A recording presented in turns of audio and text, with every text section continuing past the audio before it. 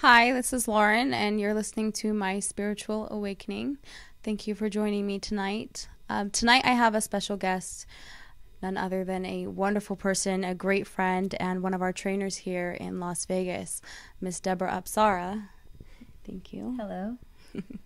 The reason why I asked her to come tonight is because I've shared a little bit about where my journey started and what brought me to who I am today. And I wanted to bring Debra in to kind of explain to you what it is that she does and who she is and why we go through some of the hardships that we do in life. So one of the questions I had for you is, what is oneness? Why is it here now? Where does it come from? Wonderful. So thank you so much, Lauren. Thank you. Lauren's an amazing part of our community, and I feel very grateful that we could be on this journey together. So I, of course, wanted to come and support her in any way I could. So oneness is basically a phenomenon that's here on the planet. It's not a separate thing from any human being. Oneness resides in the heart of all of mankind. It's just that we are in a state of separation. So we're not actually sure that we actually are one. It's a part of a process we're all going through where we're basically shedding a lot of layers, unlearning a lot of things, and starting to come to realizations that we're actually not separate. So oneness itself was started in India. Was a small spiritual school back in 1989. It's now a very large school, but still very quiet. It's a place where you go and you can move into higher states of consciousness. They focus mainly on teachers or people who have a passion or some desire to grow into beautiful states and to really help humanity. It's for the people out there who really, really want to help. So I started journeying there about 7 years ago or so now. And the avatars were the founders who are recently retired, Sri Rama and Bhagavan. They brought this phenomenon of Diksha here to the planet. And the Diksha itself is a beautiful divine transfer of energy which has embedded in it a consciousness to help you awaken. So the intention of that consciousness is to help you on your very unique journey to awaken to your natural state. It's going to look very, very different depending on your uniqueness. So we have 7.5 billion people on the planet, so about 7.5 different kinds of awakening. So oneness, we give what's called Diksha, but we also do this transfer many different ways. One way is to give Diksha on the head, where we are initiated by a trainer, and we will transfer this energy to you via a Diksha on your head. And so oneness is a phenomenon, and we're very blessed that it's on this planet. The planet itself has aligned a particular way with different planets and caused this, whatever you want to call it, to happen, this phenomenon, to be here on the planet. It made the planet ready for an actual change of ages. So what's happening now is we're moving into a different age. We were in the Iron Age for a very, very, very long time, and now we're in something called the Golden Age. Now the Golden Age brings about an age of oneness, and the phenomenon itself isn't controlled by us, so we can't ruin it, which is a very good thing. So we've done a lot to this planet. So it's beyond our actual control. So all we can do, if we wish to, is hop aboard and actually ride the phenomenon's energy. And these types of things in oneness are just tools for us. So these tools can help us to grow very quickly. There's many tools out there. We encourage everyone on their journey to get those unique tools for them. Fill their toolbox with things that really resonate with them, because there's many things necessary. And just use those things as needed and let them go when they're not needed. So, And in oneness, I always hear you talk about relationships and how we're all one. And we do feel obviously like we're divided and we're individuals. But what is the purpose of relationships? Well, life is actually relationships. You're in relationship to everything. There's not one thing you're not in relationship with. So if you look at everything in your life, not just humans, every single thing is an actual relationship. You can't run away from them. You could try. You can go to the Himalayas, but you'll have relationship with animals, the weather. Everything will be relating to you. You can't stop relation. So what we say in Oneness is life is relationships. So you must engage in life. You must work on your relationships. You must improve your relationships. The way to actually grow is by checking in with these relationships and improving them. And you don't directly have to so much go to people to do this. The journey is very much within you, and much can be seen by just experiencing how you're feeling in those moments. And how does the relationship with our parents affect our present situations in life? Yeah, your parents basically are everything. I'm so sorry.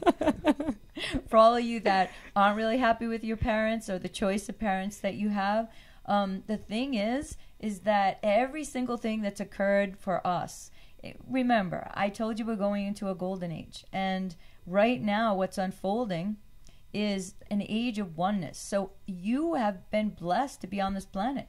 This planet is going through what's called a planetary evolution. That means that the planet itself is evolving. So you got what I call a golden ticket to be on this earth at this particular time with your particular journey as it's supposed to be to move into these higher states of consciousness.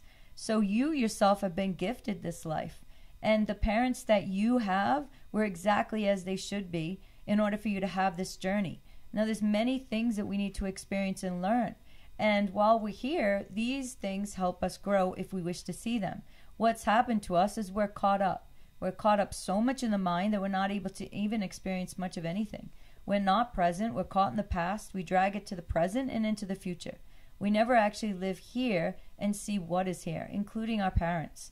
Our parents are designed as they're designed. They have certain qualities and certain conditionings that call forth the behavior they had as they raised us. We can't really blame them. We'd have to line up every ancestor we ever had, and including every teacher, every experience we've had. It's made us what we are. You yourself, if you actually can just go into a process with every kind of hurt and pain you are feeling, you'll actually find these relationships will clear rather beautifully, regardless of what has happened in the past.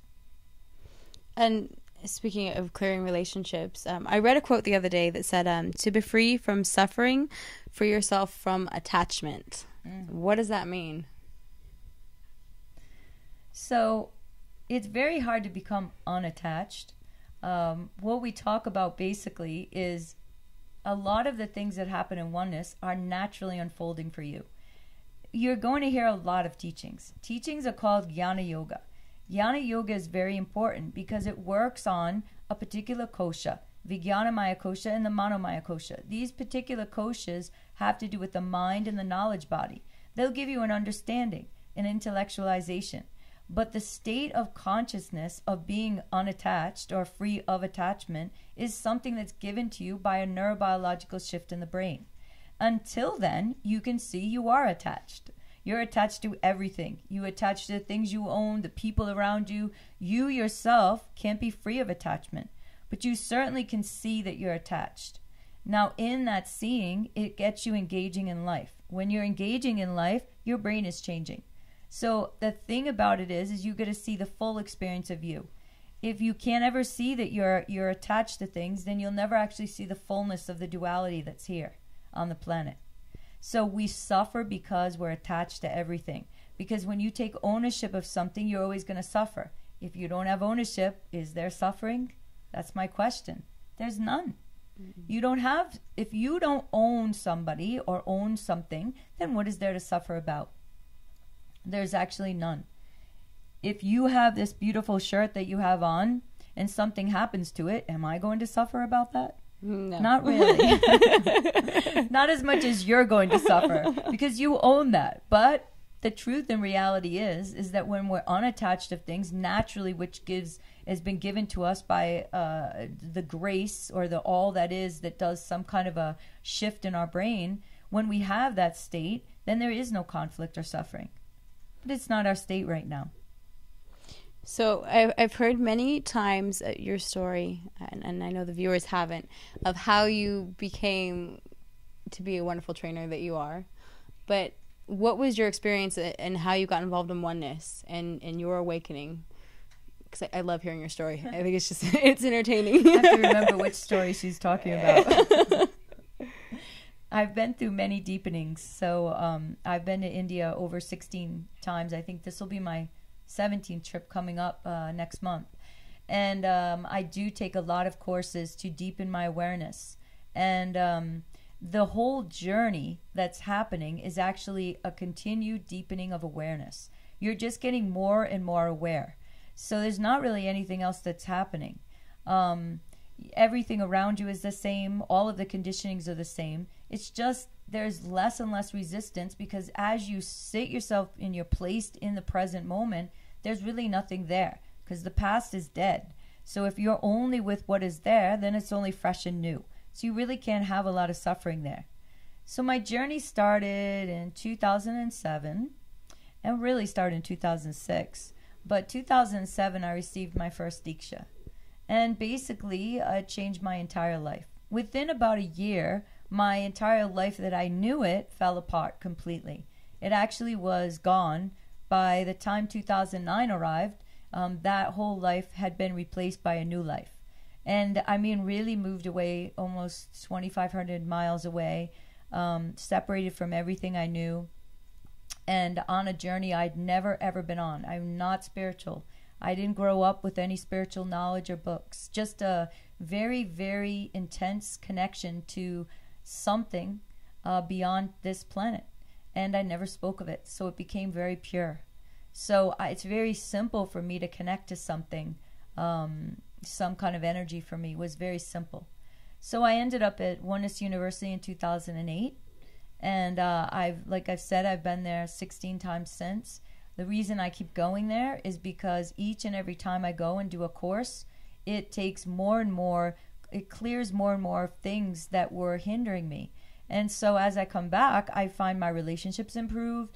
I feel better. My physical health is improved. There's a sense of peace I've never had. There's a sense of ananda I've never had, which is a joy. I've never known joy. And my life was not like that. I actually knew depression, which I thought was normal. See, I didn't know I was suffering. So then I had no idea. I had to get Diksha to figure out I was actually unhappy. I thought I was fine. But it was very clear now in this place that I was suffering immensely. So the awakening happened to me in 2012. I was actually in India. And it just was a process, basically, I was in. And one moment I was standing there. The next moment, it was like a searing pain in the left part of my, kind of near my third eye, but off to the left a bit. And it went into my head and moved very, very slowly into the front of my third eye.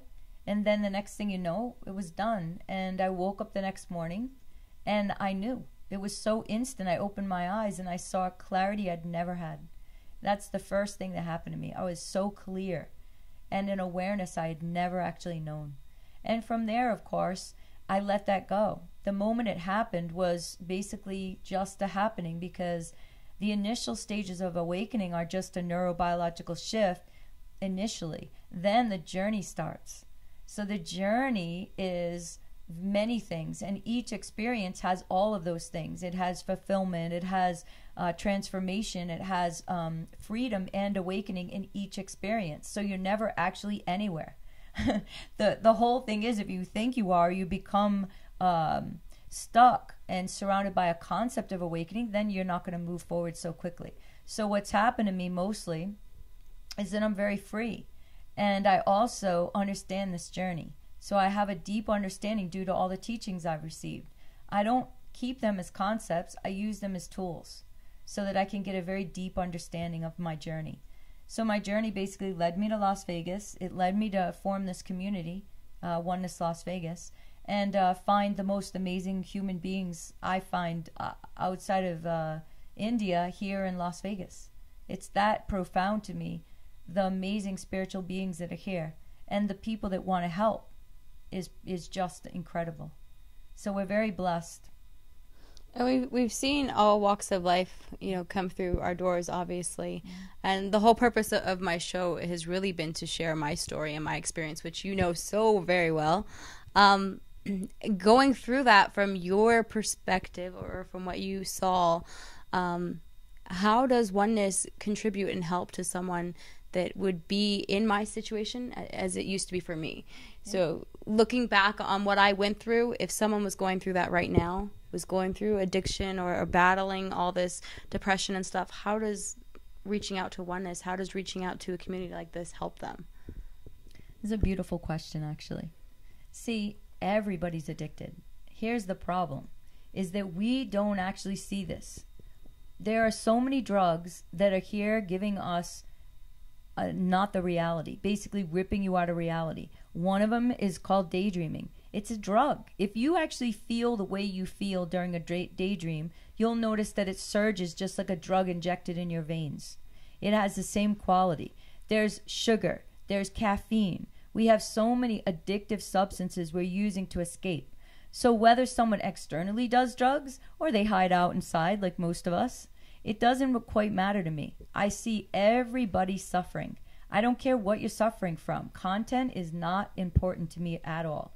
That's why when I see somebody, I just see someone that has pain and suffering and needs help.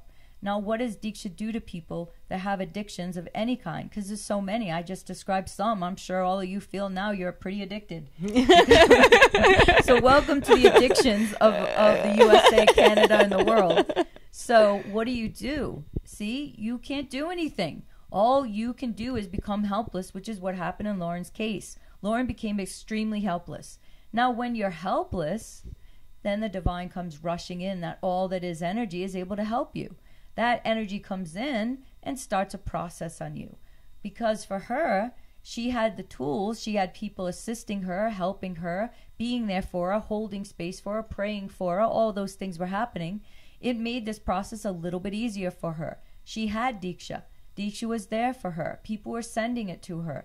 Diksha helps people regardless of their intention. Lauren could say, I don't want Diksha. We can still give her Diksha.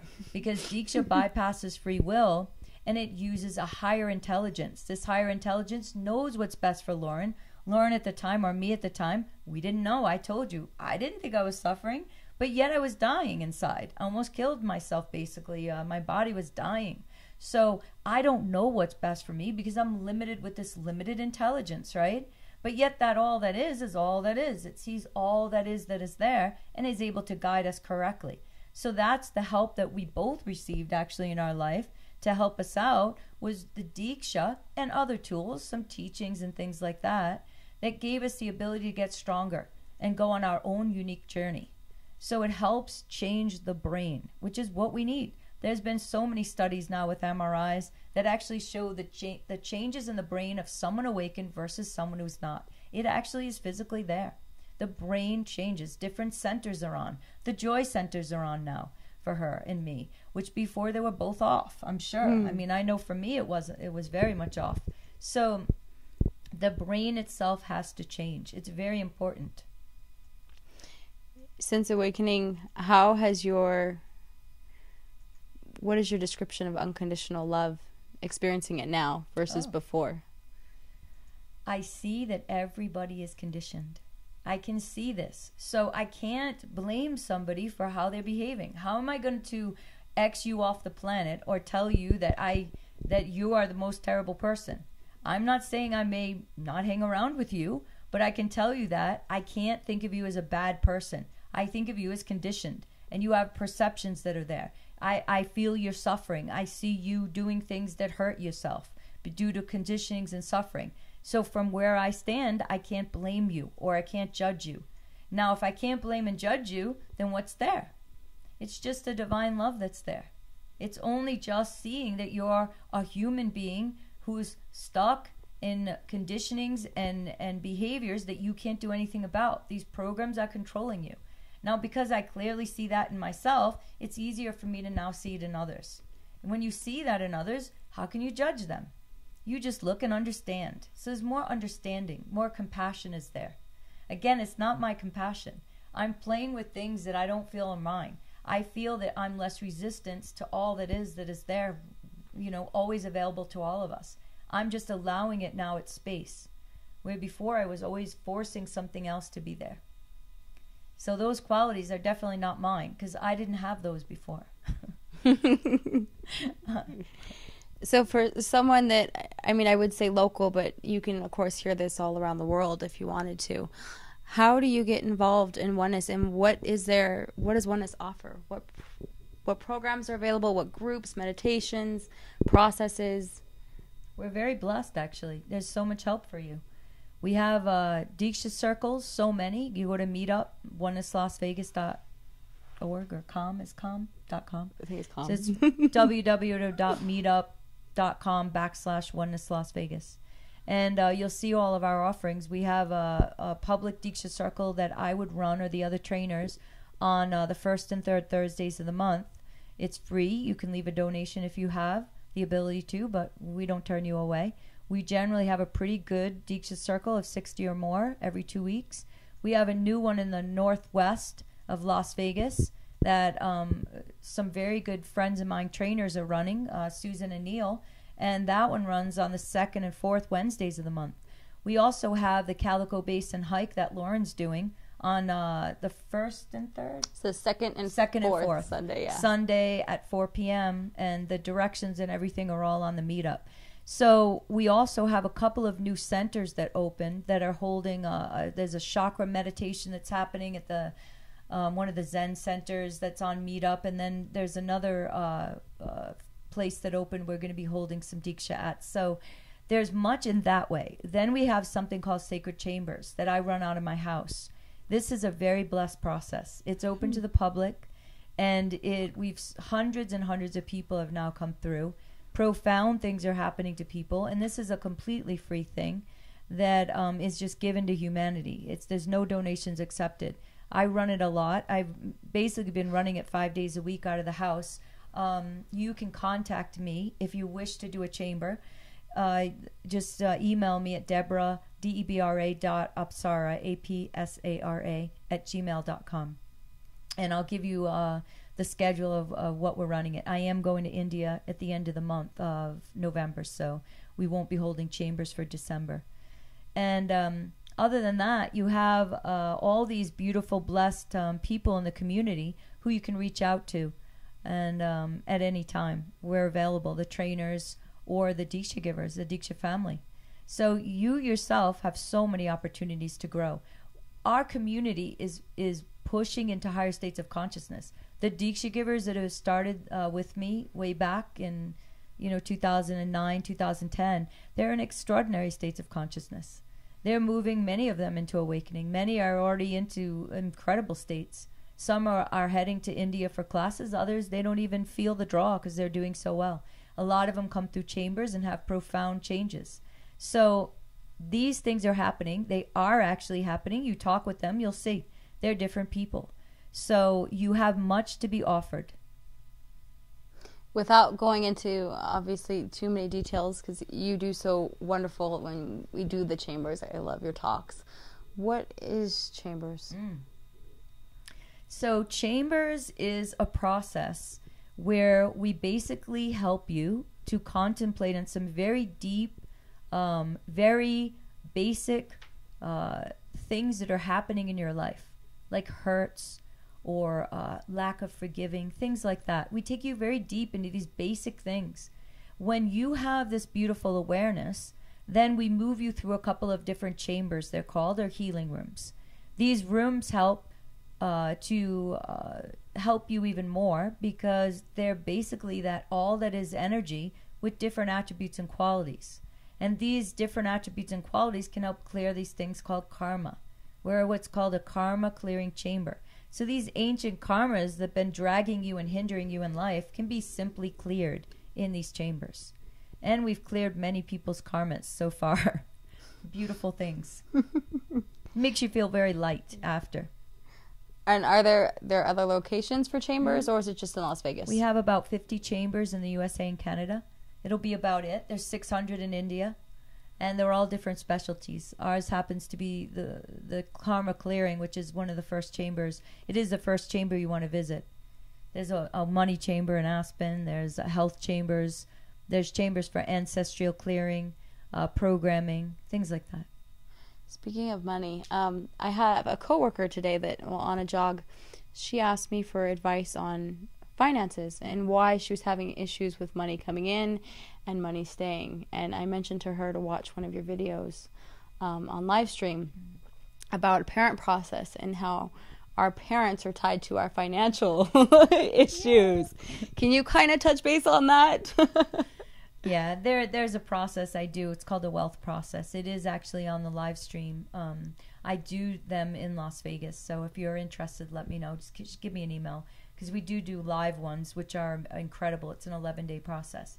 So there's many factors actually that hinder your wealth and your prosperity here. All of it basically has to do with the fact that you need to have a wealth consciousness. And if you do not have a wealth consciousness, then you probably have a poverty consciousness. Now, how do you know that? Because whatever is affecting you out there will kind of give you a gauge whether you have a poverty consciousness or a wealth consciousness. Prosperity is not just in money. It actually comes in many forms. It's do you have beautiful children? Do you have beautiful relationships? That's very prosperous. Do you have a prosperous job? So you have to really evaluate life before you go into the mode of saying you have a poverty consciousness. You could have a lot of prosperity in your life, but just some kind of blocks that are stopping the flow. If there's blocks stopping flow, then that would be your father. You need to look into some things. And then again, it also can go back through the grandparents and 7 generations back through the father. Now, if you're having problems with obstacles, then you have to look at the mother or the feminine line. And again, it can go 7 generations back. So we do look at these things through ancestral processes, parent processes, and we have a wealth process. We'll do all sorts of processes. And one last question for you. Sure. How would you describe, or how would you explain to a parent how to raise a child, children of now? I've heard you say so many times, and I've spoken to a friend about it, where she won't tell her child no.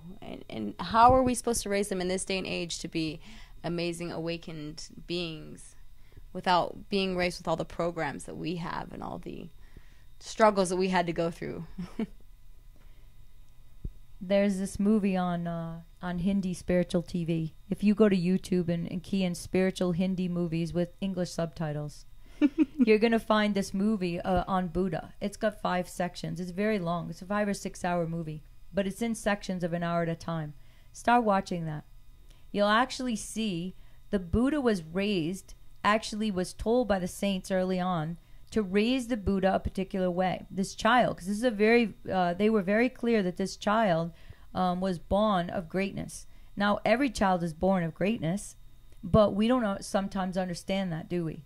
We have these children, and then we basically take it into we gain ownership of them. And then because we're owning them, we feel we have the right to do whatever we want with these children. Now, the thing is, when you really understand the divinity of this child, then in this movie, you'll see the way that they grow them is from birth to 6 years old, they're a king. And from 6 to 12, they're a prince. And from 12 on, they're only a friend. And if you're talking about a king, what does that mean? The king rules. And so you can't tell the king no. It's not possible. What you have to do with these children is don't put them around so much. You can't bring them to Toys R Us and expect a child not to have form opinions about things and problems with things if you keep telling them no. Because they're going to get a lack consciousness. They're going to think they're never going to get anything in life. And they're not good enough to get what they want. Now, if you always give your children everything they ask for, that is not spoiling them. It's actually doing what you're supposed to. It builds very deep trust that they'll always have whatever they want. Remember, you're programming your child. You're actually programming them to live a beautiful life. So if you program them with the understanding that they can have every single thing they want in life, and the only way to do that is to give it to them before they're 6. They don't have reasoning abilities before they're 6. Don't worry about disturbing them, because before they're 6, they can't reason. So they won't be able to form opinions like that. Now, from 6 to 12, it's why they become a prince. Because with a prince, you still need to guide a prince, right? You may have to tell a prince no here and there. You have to guide them properly. You're basically standing next to them. You're allowing them to be the unique individuals they are, but you're guiding them so that they don't hurt or harm themselves, because they haven't grown enough yet to understand enough, right? And so then after 12 years old, they have enough information in life. You don't need to do any more telling them. They don't want to hear you. That's why after 12, they tell you to be quiet. They don't want to talk to you. They don't want to hear what you have to say. You shouldn't be saying anything unless they ask. You're only their friend. After 12, you're their friend. They ask you, you tell them. They don't offer the information. You, of course, can use tactics to give them good information as a friend would give it. You will find the relationships will be vastly different with your children. And you'll see, if you watch this movie, you'll actually see what happens to the Buddha, how all his needs are met, how he grows up with everything given to him so he doesn't ever have psychological suffering, and he never has physical suffering. All his needs are met, excuse me, and all his psychological needs are met. He has constant love and attention. Thank you. And with that, before I forget, there's one other question I wanted to ask you, and that was, since everything's happened, how's your relationship with your divine changed? Oh. I'm very close to my divine. The relationship is, it's best friend, and, excuse me. So I would say best friend, but also much more. It's sometimes parent. I think it plays every role in my life. And it's always a constant companion to me. I'm constantly going to my divine for everything, actually. And getting complete answers and guidance. Yeah, once you open yourself up to the flow of life, it's incredible. It comes naturally. That's beautiful. So I want to thank you so much for joining me tonight, and thank you, Debra, for coming on the show and for being such a huge part of my journey, and for all the prayers and everything you did for me. Yes. I appreciate it more than anything. I love you very much. I love you too.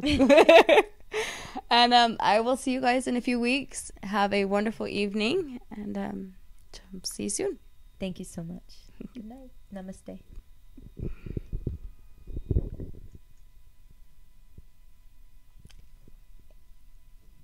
And then she'll click.